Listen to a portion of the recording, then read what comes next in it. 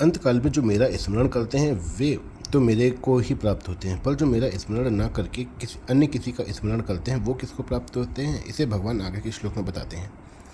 यम यम वापि स्मरन् भावम त्यज्यन्ते कलेवरम तम तमे वैति कौन्तेय सदा तद भावितः।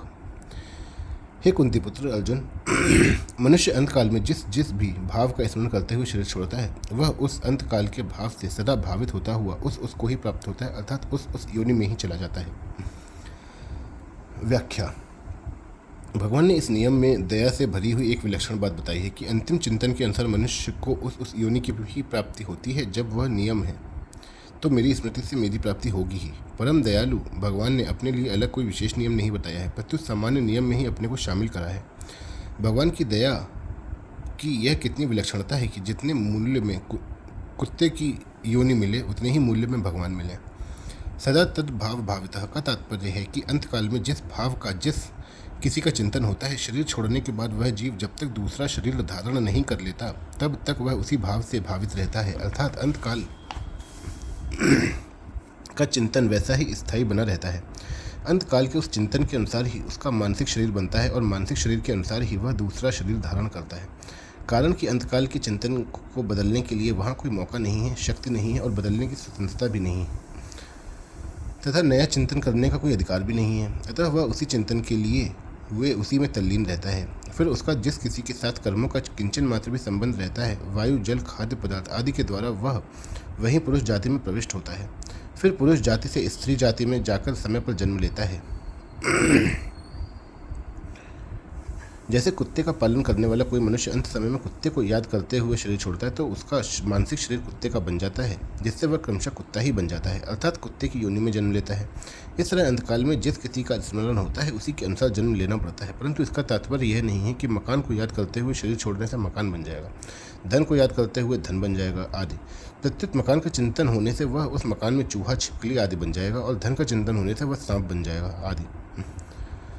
तात्पर्य यह होगा, अंतकाल के चिंतन का नियम सजीव प्राणियों के लिए ही है, निर्जीव पदार्थों के लिए नहीं। अतः जड़ पदार्थ का चिंतन होने से वह उससे संबंधित कोई सजीव प्राणी बन जाएगा।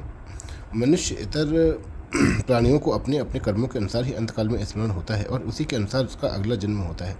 इस तरह अंतकाल के स्मरण कानून जब सब जगह लागू पड़ता है, परंतु मनुष्य शरीर में यह विशेषता है कि उसका अंतकाल का स्मरण कर्मों के अधीन नहीं है, प्रत्युत पुरुषार्थ के अधीन है।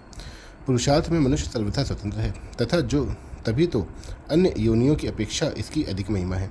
मनुष्य इस शरीर में स्वतंत्रता पूर्वक जिससे संबंध जोड़ लेता है उस संबंध के अनुसार ही उसका अन्य योनियों में जन्म हो सकता है, परंतु अंतकाल में अगर वह भगवान का स्मरण कर ले तो उसके सारे संबंध टूट जाते हैं। कारण कि सब संबंध वास्तविक नहीं है, प्रत्युत वर्तमान के बनाए हुए कृत्रिम है, जबकि भगवान के साथ संबंध स्वतः सिद्ध है, बनाया हुआ नहीं। अतः भगवान की याद आने से उसके सारे कृत्रिम संबंध टूट जाते हैं। विशेष बात, दूसरे जन्म की प्राप्ति अंतकाल में हुए चिंतन के अनुसार होती है। जिसका जैसा स्वभाव होता है अंतकाल में उसे प्रायः वैसा ही चिंतन होता है। जैसे जिसका कुत्ते पालने का स्वभाव होता है अंतकाल में उसे कुत्ते का चिंतन होता है। वह चिंतन आकाशवाणी केंद्र के द्वारा प्रसारित ध्वनि की तरह सब जगह फैल जाता है। जैसे आकाशवाणी केंद्र के द्वारा प्रसारित ध्वनि रेडियो के द्वारा पकड़ में आ जाती है, ऐसे ही अंतकालीन कुत्ते का चिंतन संबंधित कुत्ते के द्वारा पकड़ में आ जाता है।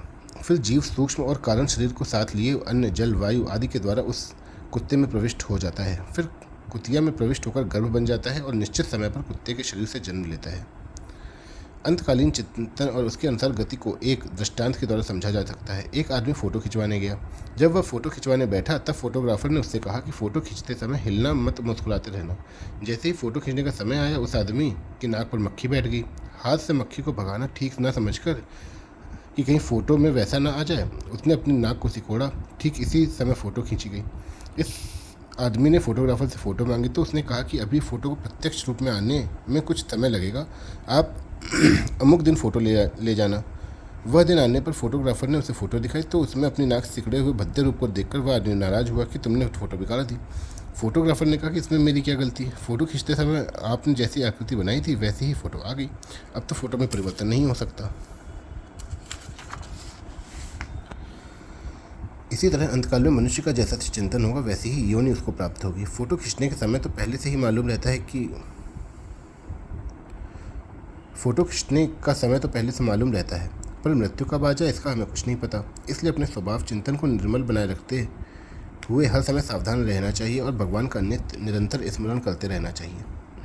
अंतकालीन गति के नियम में भगवान की न्यायकारिता और दयालुता ये दोनों ही हैं। साधारण दृष्टि से न्याय और दया दोनों परस्पर विरुद्ध मालूम देते हैं। अगर न्याय करेंगे तो दया सिद्ध नहीं होगी और दया करेंगे तो न्याय नहीं।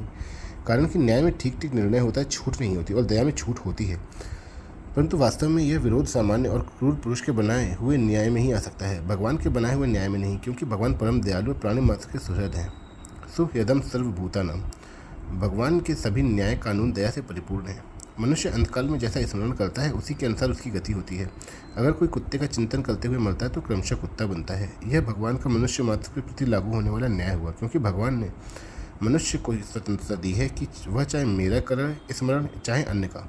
इसलिए यह भगवान का न्याय है। जितने मूल्य में कुत्ते की योनि मिले उतने ही मूल्य में भगवान मिल जाए, यह मनुष्य मात्र के प्रति भगवान की दया है। अगर मनुष्य भगवान की इस न्यायकारिता और दयालुता की तरफ ख्याल करे तो उसका भगवान में आकर्षण हो जाएगा। परिशिष्ट भाव। 7वें अध्याय के 21वें श्लोक में भगवान ने यो यो याम याम तनुम भक्ता पदों से उपासना के विषय में मनुष्य की स्वतंत्रता बताई थी। अब इस श्लोक में गति के विषय में मनुष्य की स्वतंत्रता बताते हैं। तात्पर्य है कि अपनी उपासना और गति के विषय में मनुष्य स्वतंत्र है और उसमें भगवान अपने दयालु स्वभाव के कारण बाधक नहीं बनते, प्रत्युत उसकी सहायता करते हैं। मनुष्य ही मिली ही स्वतंत्रता का दुरुपयोग करके दुर्गति में जाता है। यह मनुष्य शरीर की महत्ता है कि वह जो चाहे वही पा सकता है। ऐसा कोई दुर्लभ पद नहीं है जो मनुष्य को ना मिल सके, जिसमें लाभ का तो कोई अंत ना हो और दुख का लेश भी ना हो। ऐसा पद मनुष्य प्राप्त कर सकता है, परंतु भोग और संग्रह में लगकर मनुष्य 84 लाख योनियों में और नरकों में चला जाता है। इसलिए भगवान दुख के साथ कहते हैं, अप्राप्य माम निर्वर्तन्ते मृत्यु संसार वर्तमनि माम प्राप्यैव कौन्तेय ततो यान्त्य धमाम गतिम। मनुष्य अंतकाल में जैसा चिंतन करता है वैसी ही उसकी गति होती है। इस विषय में एक श्लोक आता है, वासना यस्य यत्र स्यात् सतम स्वप्नेषु पश्यति स्वप्न वन मरणे ज्ञेयम वासना तु वपुर्नृणाम। जिस मनुष्य की जहाँ वासना होती है उसी वासना के अनुरूप वह स्वप्न देखता है। स्वप्न के समान ही मरण होता है, अर्थात वासना के अनुरूप ही अंत समय में चिंतन होता है और उस चिंतन के अनुसार ही मनुष्य की गति होती है।